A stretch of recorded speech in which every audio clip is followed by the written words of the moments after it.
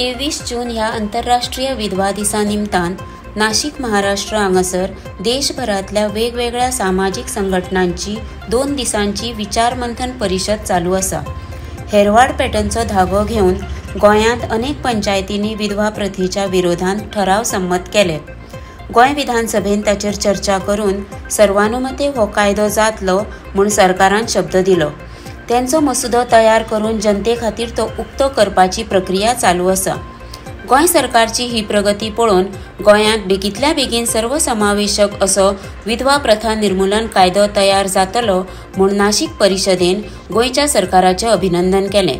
हो कायदो गोंयांत जालो जाल्यार तो सबंद देशा खातीर आदर्श घालून दिवपाचें उत्तम उदाहरण जातलें अशें विधवा प्रथेच्या विरोधात चळवळ उबी करपी सामाजिक कार्यकर्ते प्रमोद चिंजाडे हांणी सांगलें। मी गोवा सरकारचं अभिनंदन करतो की गोवा सरकारने असेंब्लीमध्ये विधवा प्रथा निर्मूलन कायदा करण्याचा जो ठराव पास केलेला आहे त्या ठरावाच्या अनुषंगाने येत्या अधिवेशनमध्ये विधवा प्रथा निर्मूलन कायदा गोवा सरकार करणार आहे आणि तो पास करतील अशी मी अपेक्षा करतो। गोवा सरकार सर्वसमावेशक विधवा प्रथा निर्मूलन कायदा करेल याची मला खात्री वाटते। सुप्रीम कोर्टामध्ये आपण एक जनहित याचिका दाखल करू, जर विधवा महिलांना न्याय मागण्यासाठी काही प्रयत्न करू शकतो तर त्याच्यावर आपण इम्प्लिकेशन करणार, काय काय प्रक्रिया असतील, काय काय पर्याय असतील आणि जर त्या पर्यायांमध्ये जे 2-4 पर्याय आम्ही तुम्ही चर्चा केल्या त्याच्याप्रमाणे की आपल्याला सगळ्या प्रत्येक राज्यामध्ये जे डाटाकडे संकलन लागेल माहितीचं की त्या राज्याची नेमकी परिस्थिती काय, तिथली सामाजिक आर्थिक राजकीय जी परिस्थिती आहे त्याचे आपल्याला विधवा भूमिके असलेल्या काय चालीरीती आहे त्याची माहिती आपल्याला लागेल। आता जी काही माहिती आहे ती आपण ऐकीव माहिती किंवा आता जी माहिती आहे ती कोणीतरी आपल्याला सांगितलेली माहिती, परंतु आपण प्रतिष्ठित आहोत त्या पद्धतीने त्या समुदायावर आपण चर्चा केलेली नाही आणि ती चर्चा करून त्याची माहिती संकलित करून तो एक डाटाबेस तयार करून त्या डाटाबेसच्या आधारावर जर आपण एक शासनाचा दबाव आणला तो एक प्रभावी उपाय असू शकेल आणि शासनाला पण त्याचं काहीतरी आपल्या लक्षात आणून देता येईल आणि म्हणून एक प्रयत्न आपल्याला या अनुषंगाने इथे करणं अपेक्षित आहे आणि त्याच्यासाठीची खरं तर आज ही परिषद चर्चासत्र या ठिकाणी आयोजित केलेली आहे।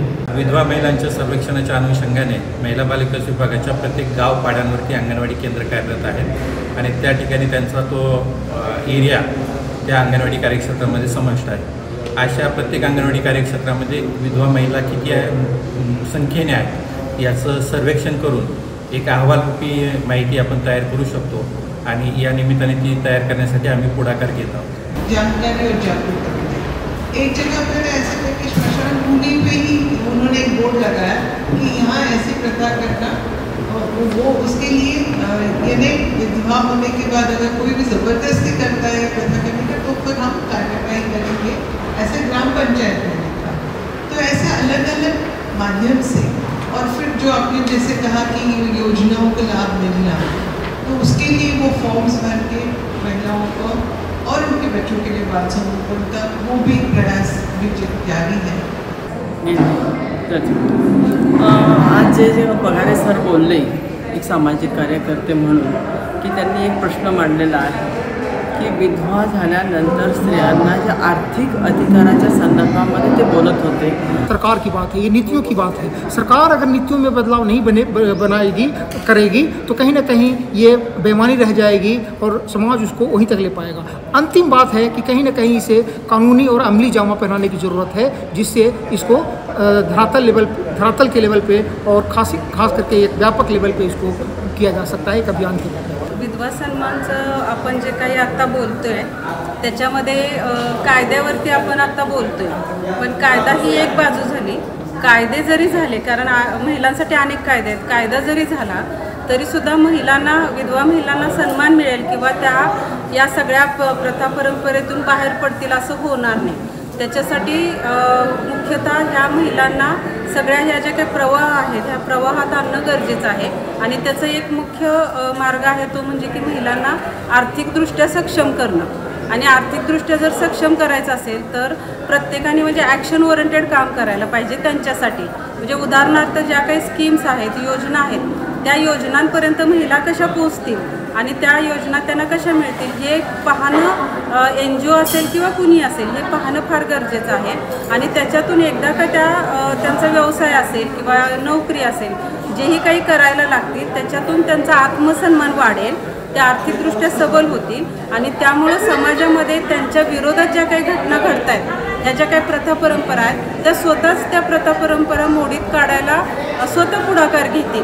म्हणजे त्यांच्यासाठी इतरांनी जर काही पुढाकार घ्यायचा असेल तर तो फक्त त्यांना सक्षम करणं आर्थिकदृष्ट्या हाच पुढाकार फार महत्त्वाचा आहे. धन्यवाद.